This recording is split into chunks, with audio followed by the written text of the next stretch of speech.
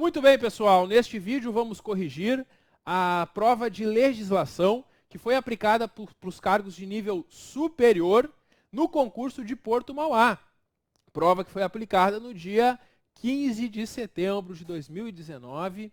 E essa prova é bem interessante porque ela mostra um novo perfil da Fundatec, trazendo questões mais bem elaboradas e também questões sobre o Código Tributário Municipal, assunto que não vinha sendo cobrado em concursos de prefeituras e passou a ser este ano.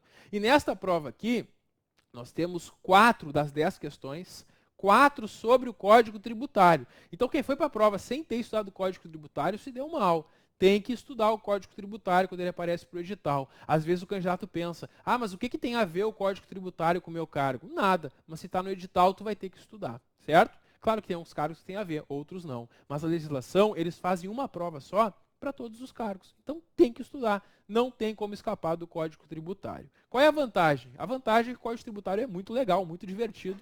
E vocês vão ter a oportunidade de estudar comigo o Código Tributário. Basta acessar meus cursos no site gustavofregapane.com. Pessoal, vamos trabalhar sobre a prova de nível superior, então.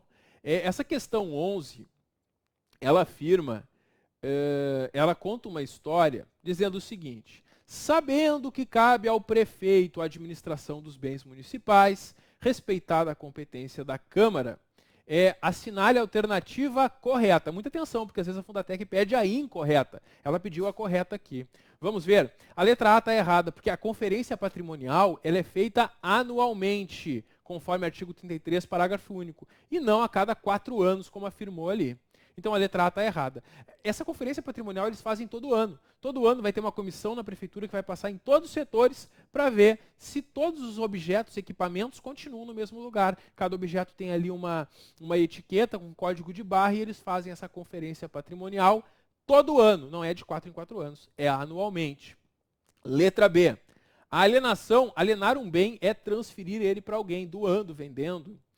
A alienação de bens municipais imóveis ou móveis será sempre precedida de avaliação e depende somente de concorrência dispensada esta nos casos de doação e permuta. Esse somente aqui tornou incorreta essa assertiva e o artigo 34 ele trata de forma diferente as exceções para bens imóveis ou bens móveis. A regra é que tenha que ter licitação, mas tem algumas exceções para os bens imóveis e outras para os bens móveis. Por isso essa letra B ficou incorreta. Essa foi mal formulada e, claro, está incorreta essa frase.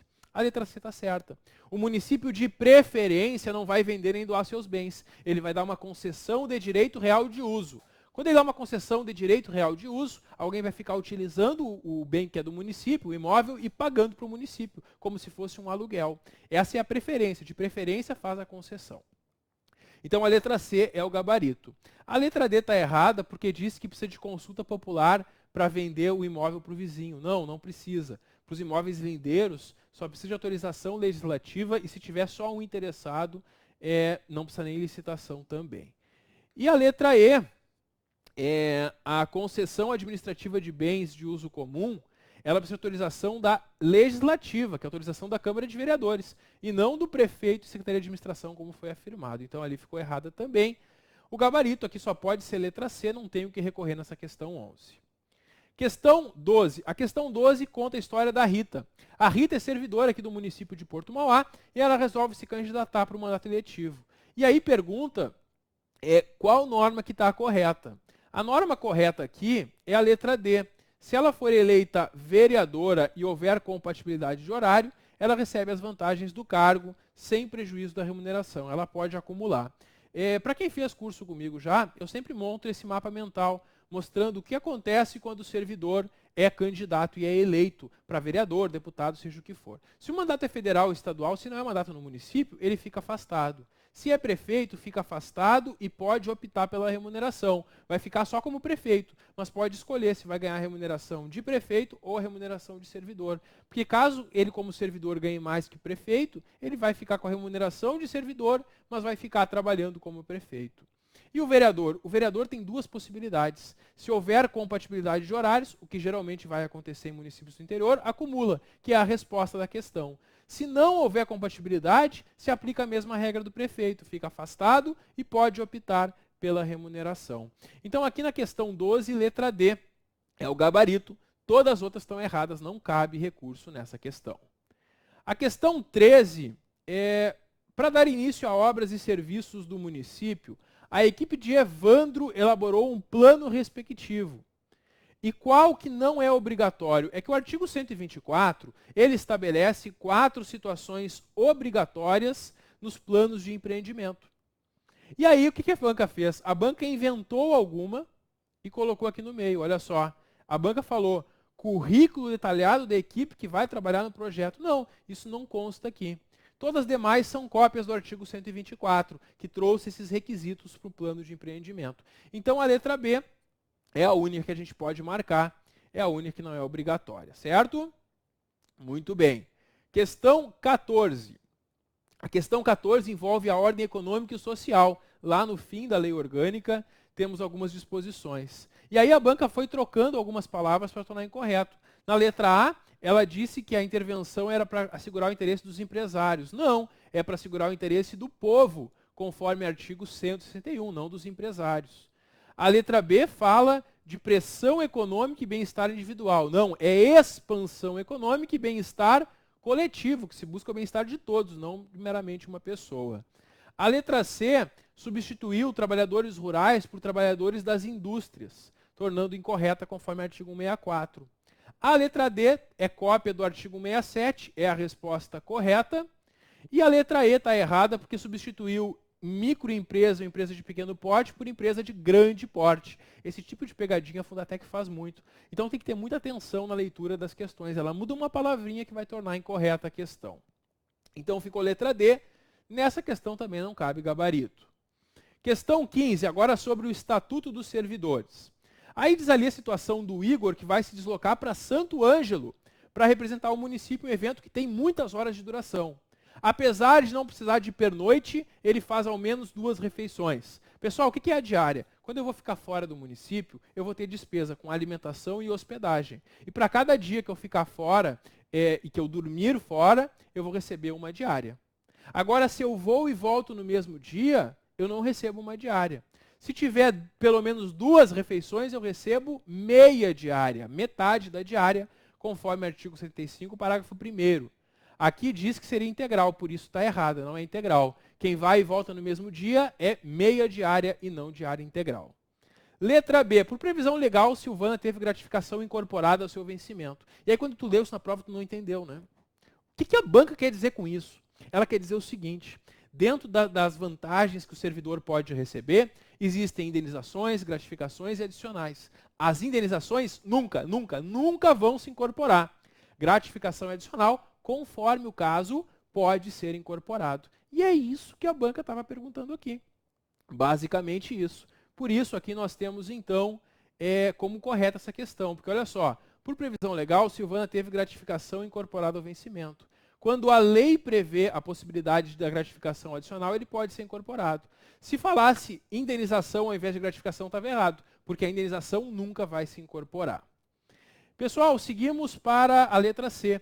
Mauro, motorista do município, sai do município com frequência, fazendo jus à diária. Não, porque como ele é motorista, é uma exigência permanente do cargo que ele saia. E quando é uma exigência permanente do cargo sair do município, não vai receber diária. A diária é uma situação eventual, conforme o artigo 76. Letra D, Flávia, Luiz e Marina e todos os demais servidores que estão fora do município recebem ajuda de custo. Não, a ajuda de custo ela é só quando tem uma mudança temporária. O fato de estudar fora do município, fazer uma universidade, por exemplo, no município próximo, não é motivo. É quando tu tem que mudar para outra cidade por um tempo em razão do trabalho, o que é muito raro acontecer em municípios. Então, está errada a letra D. E letra E. Por força das atribuições próprias do cargo, Rubens utiliza seu automóvel para execução dos serviços externos, recebendo o valor integral referente à indenização de transporte, independentemente do número de dias. Não.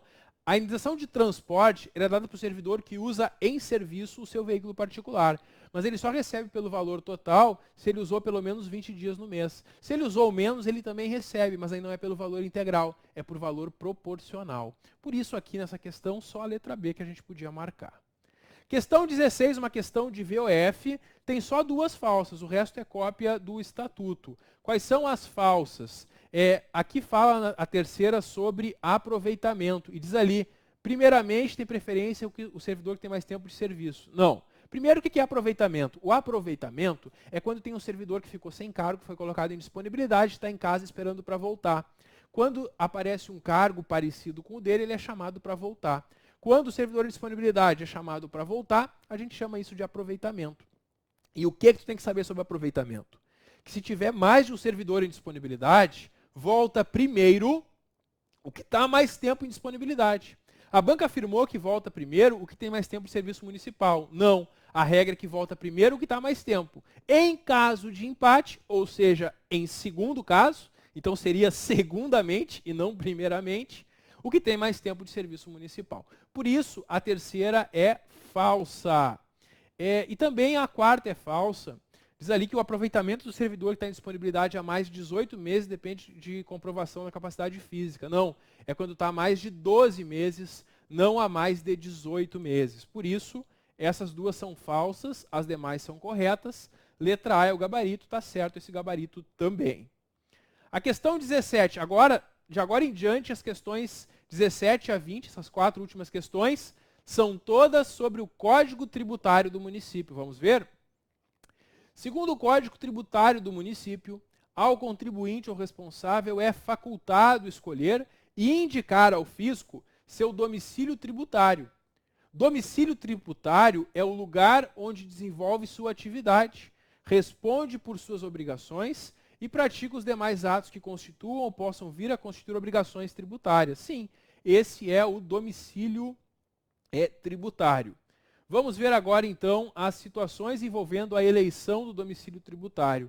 Tem aqui 4 frases nessa alternativa e as 4 estão corretas. As 3 primeiras correspondem justamente aos 3 incisos do parágrafo 1º. A banca só copiou. E a 4ª corresponde ao parágrafo 3º. Então, essa questão, simplesmente, a banca foi lá no artigo 13, onde fala do domicílio tributário, a regra sobre domicílio tributário, e simplesmente copiou as regras sem alterar nada. E aí, claro, a questão ficou toda correta, não tem como recorrer, porque está tudo certinho. Tudo é cópia do que está no artigo 13 do Código Tributário. Então ficou letra E, o gabarito apresentado pela Fundatec está correto. Questão 18. A questão 18, ela falou sobre a responsabilidade solidária sobre o IPTU. E também a banca cobrou tudo que ela trouxe como correto. Ela trouxe 5 assertivas que são cópias dos responsáveis. Essa aqui é a questão. Os responsáveis tributários, aqueles que vão acabar, então, pagando. E aí nós temos, então, nessa questão 18, conforme o artigo 19, tudo certo. Letra E, o gabarito, nada a questionar também. Questão 19. Pessoal, essa questão eu botei no meu simulado. Quem fez o nosso simulado, a nossa maratona de questões para o concurso de Porto Mauá, tenho certeza que acertou essa questão. Porque eu fiz uma questão muito parecida com ela. É que a gente tem no Código Tributário as hipóteses de suspensão, extinção e exclusão do crédito tributário. Suspensão, o crédito tributário não pode ser exigido por um tempo, depois pode ser de novo, conforme o caso. Extinção, está extinto, não vai mais ser cobrado aquele tributo. E a exclusão são aquelas situações que excluem a possibilidade de aplicar, que são a isenção e a anistia. Muito bem. E ele pergunta simplesmente qual dessas 5 alternativas da questão 19 é uma hipótese de suspensão. E claro, tu já matou na primeira, a concessão de medida liminar. Porque se eu entrei com mandado de segurança para não pagar um tributo e eu pedi uma liminar para que ele não seja exigido, se a liminar for concedida, até o final do processo, está suspenso o crédito e eles não podem me cobrar. É isso. E essa é a resposta. A prescrição e decadência, o pagamento, a consignação em pagamento ou a decisão judicial passada em julgado são situações que vão extinguir, não suspender.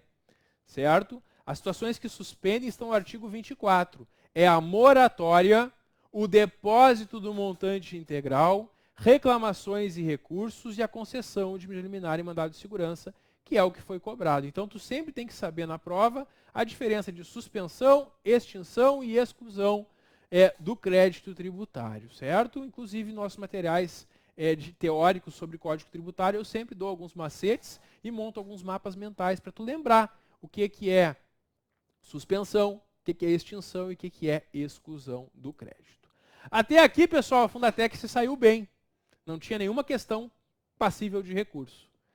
Aqui na questão 20, a Fundatec escorregou. Aqui na questão 20, a Fundatec ela formulou mal a questão. Ela fez uma questão sobre o ISS, que é o Imposto sobre Serviços de Qualquer Natureza. Quem presta serviços deve imposto ao município, que é o ISS. Perfeito. E ela diz o seguinte no enunciado: o código informa que a incidência do imposto depende de... Pessoal, quando alguma lei diz que depende de algo, o que tu entende? Que só pode ser cobrado o imposto se aquilo for configurado. Porque quando algo está condicionado, quando algo depende de alguma coisa, é porque só vai acontecer se aquela outra coisa estiver prevista. Então, no momento que a banca colocou que o ISS depende disso, ela queria que tu marcasse como resposta algo que é essencial para que o ISS possa ser cobrado de qualquer prestador de serviços. Por que isso? Porque o artigo 76, ele prevê que a incidência do imposto independe, não depende.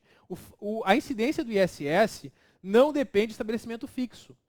A empresa não precisa ter um estabelecimento fixo para ter que pagar o ISS. Mesmo que ela não tenha estabelecimento fixo, ela pode ter que pagar. Não depende do cumprimento de quaisquer exigências legais, regulamentares ou administrativas. Não depende do resultado financeiro obtido. Porque se tu não teve lucro, mas tu prestou serviço, tu tem que pagar o imposto mesmo assim. Azar o teu, se tu não organizou bem a tua atividade e não teve lucro. Prestou o serviço, tem que pagar imposto. E também não depende da destinação dos serviços. Não depende para que é o serviço, para que o serviço foi utilizado. Prestou o serviço, paga o imposto. Certo?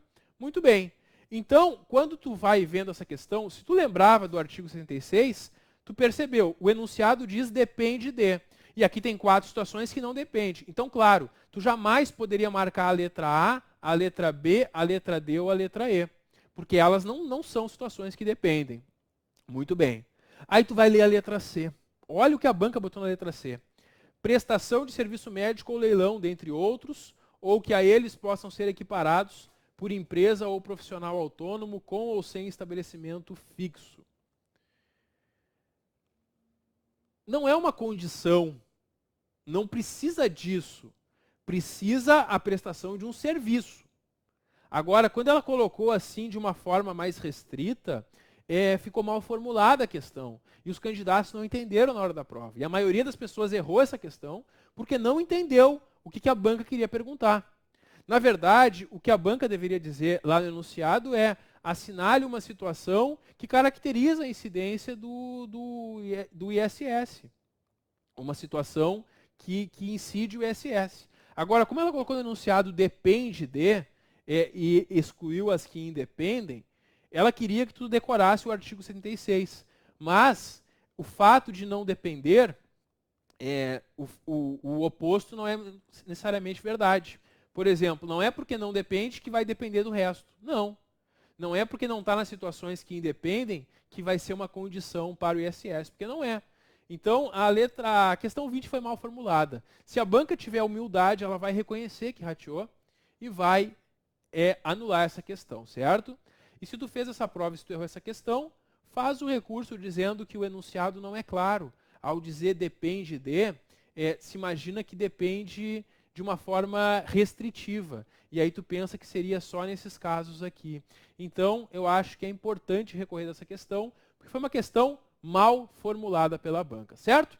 Então é isso, pessoal. Com isso concluímos aqui a correção das questões de legislação do concurso de Porto Mauá.